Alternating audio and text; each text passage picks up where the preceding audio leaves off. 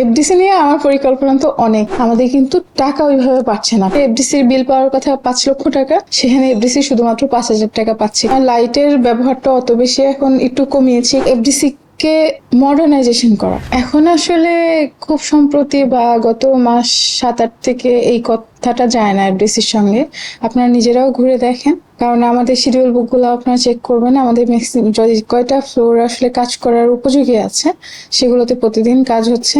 In fact আমাদের দেখা যায় যে নিজস্ব কোনো প্রোগ্রামে যে আমরা কোনো ফ্লোর ইউজ করব, এই সময়টাও আমরা ফাঁকা পাই না, এরকম অবস্থা। এইটা হচ্ছে আমাদের বাহ্যিক অবস্থা যে এখানে খুব কাজ হচ্ছে, কিন্তু আপনি যদি বলেন যে আমাদের কিরকম ইনকাম হচ্ছে, ইনকামের ক্ষেত্রে আমরা আগের চেয়ে ডাবল ইনকাম করছি, যেহেতু কাজ বেশি হচ্ছে।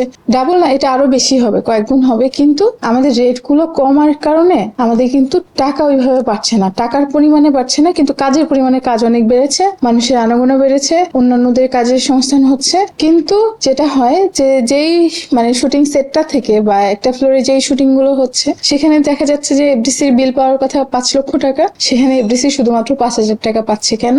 কারণ এফডিসি শুধুমাত্র জায়গাটা দিতে পারছে, বাকি ক্যামেরা, লাইট, ইকুইপমেন্টস যা কিছু সমস্ত কিছু মানুষ ট্রান্সপোর্ট খরচ দিয়ে বাইরে থেকে এনে এফডিসিতে বসে শুট করছে। আমরা তো নিজেরাও কাজ করছি। এখন আসলে যেটা হয় যে আমরা লাইটের ব্যবহারটা অত বেশি এখন একটু কমিয়েছি, কারণ হচ্ছে বিদ্যুৎ সাশ্রয়ের একটা ব্যাপার আছে।